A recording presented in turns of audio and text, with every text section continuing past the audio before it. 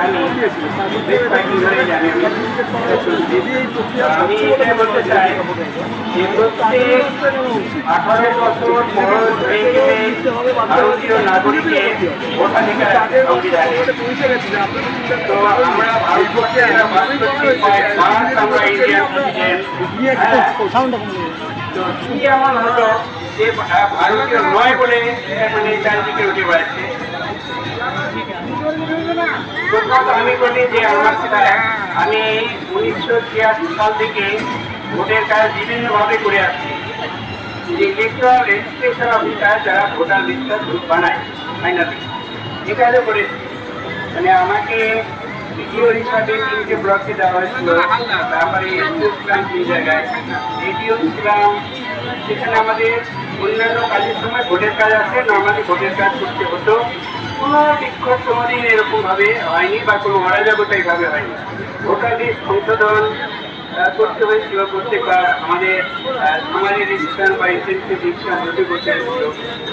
তো এখানে দেখা যাচ্ছে যে এইবারে ভোটে কি এমন ঘটলো যে এত ব্যতিক্রম ঘটলো যে এত লক্ষ লক্ষ লোকের নাম বাদ যাচ্ছে।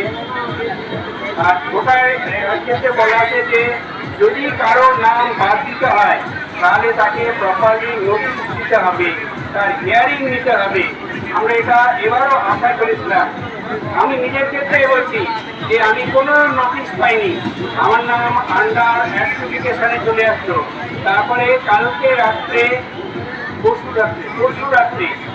রাত্রে অনেক রাত্রে মেয়ে ডেট খুঁজে বের করে বলছে যে তোমার নাম সিলেক্ট আন্ডার অ্যাপ্লিকেশন। তখনই আমি নির্বাচন কমিশনকে জানালাম যে আমার নাম কেন আন্ডার অ্যাপ্লিকেশন জানানো কোনো জানানো হয়। একজন লোককে কখনোই এইভাবে বাদ দিতে পারে না এই শয়তান ইলেকশন কমিশন। আমি এখানে দাঁড়িয়ে বলছি শয়তান ইলেকশন কমিশন। ভাষায় আমি পাচ্ছি না যে গালাগালি দেবো এই কমিশনকে। উইদাউট হিয়ারিং কি করে কোনো লোককে বাদ দেওয়া হয়? কোনো নোটিশ পাঠাবে না, আমার নাম ঘট করে কেটে দিল। হ্যাঁ, তারপরে আমি নির্বাচন কমিশনকে সেই রাত্রেই দিল্লিতে লিখলাম, হ্যাঁ কোনো উত্তর নেই।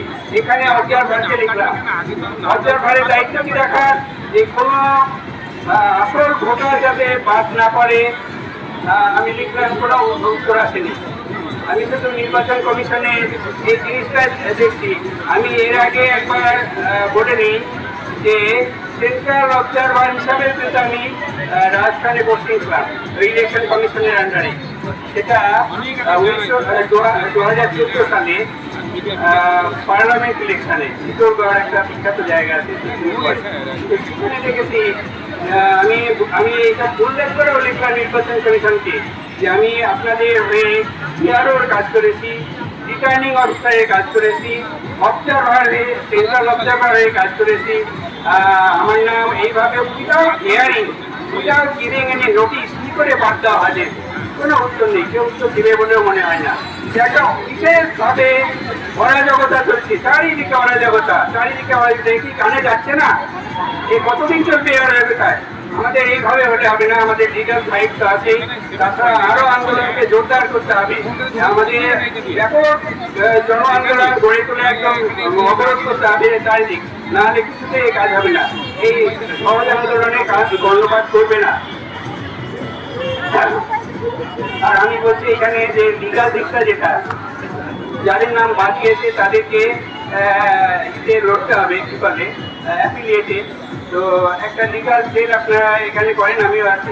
আমি যদি লয়ার নই, কিন্তু আমি হেল্প করতে পারবো। আদারওয়াইজ একটা লিগাল সেল করুন যাতে কারো ভুলভ্রান্তি না হয়। কিছু কাগজ দিতে হবে, সেগুলো আমরা চেক আপ করে নিতে পারবো। এটা করলে ভালো হয়। আর প্রত্যেকে যাদের নাম বাদ দিয়েছে যেদিন লিস্ট বের হয়েছে তার 14 দিনের মধ্যে এটা করে দেবেন, নাহলে আমরা লিগাল পয়েন্টে লড়তে পারবো না। হ্যাঁ, আর আমি আছি এখানে, আমি কাছে থাকি ওয়ার্কিং ডিস্টেন্সে, আমি হেঁটেই বেড়াই তবে। হ্যাঁ,